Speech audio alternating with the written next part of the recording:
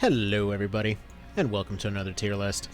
Alright, today we'll be covering the 20 best terrain types in Tactics Ogre. In no particular order, let's go ahead and get this thing started. First off, we've got a B tier. We've got our standard Grassland Tile. You can burn it away with lightning, burn it away with fire. It's got some nice fun interaction to it. Basically everywhere, it's a nice tile. Can't really say there's anything terribly wrong with it. It seems like the type of tile that if you were out there on a nice spring day, it would probably smell nice. Next up, we have its results, which I would also probably put in the B tier here. Your dirt tile that you get from burning away a grassland tile. They get some good accuracy bonuses as well, a little bit better than the grass in many cases. If you're playing the original SNES version, you're going to get some better earth bonuses off of this one. Nothing terribly wrong with them. They look nice. They generally add to the atmosphere. Next up, we have a solid A tier.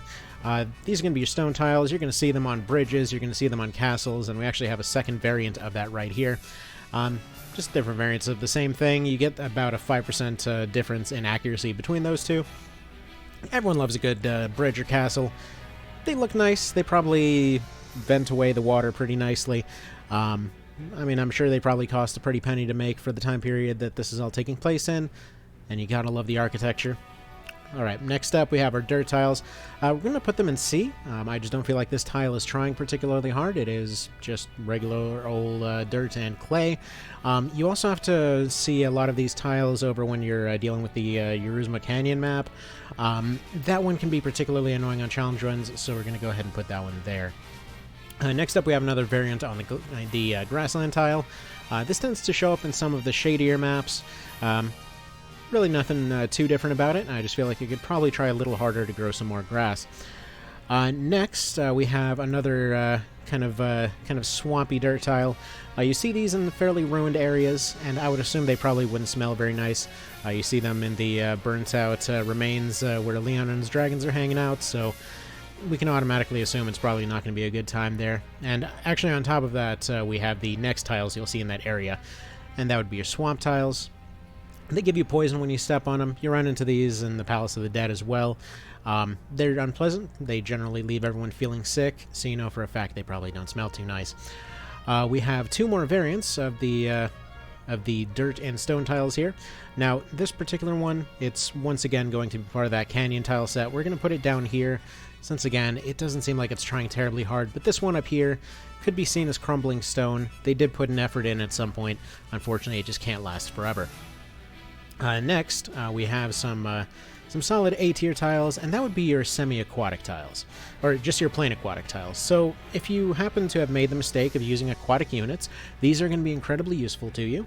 Unfortunately, Aquavale does exist, especially in the remakes, so you know, they are a little bit moot, but if you made the mistake or you forgot to actually put them on the skill list, these tiles are here to help you out. They'll be there as a little crutch until you remember to play the game correctly. Next up, we have our Semi-Aquatic Tiles, and I feel like this is probably going to be our first S tier, because these are an excellent trap. Again, if you're using something like an octopus, you'll probably love these particular ones, because that tiny little bit of grass on the ground is somehow enough to create an entire poisonous rainstorm. So it's amazing how that little tile can put forth so much effort. At the same time, you can have your land units get pushed on them without potentially taking a massive stat penalty in the original versions. It's a nice multifunctional tile. I feel like it's trying its best, so we'll go ahead and leave that there. Next up, we have ice tiles. I feel like these are probably a B tier. You do slip a little bit easier on them.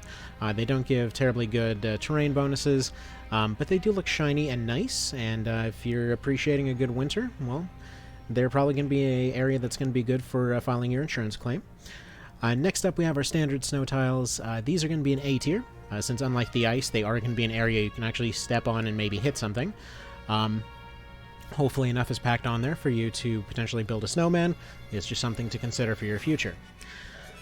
Alright, next up we have another version of the stone tiles here. You typically only see these on, for example, like maps like Goliath, just city, kind of a hybrid city type of tiles.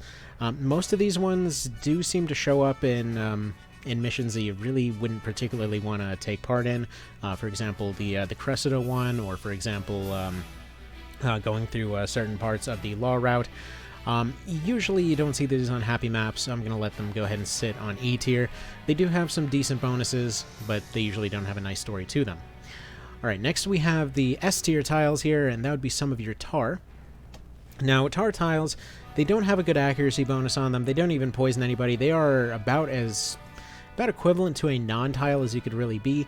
However, they're absolutely fantastic on that first Andorras fight, or even the tar castle, since you can potentially just trap a bunch of units on there, drop some stuff in their way, and leave them alone.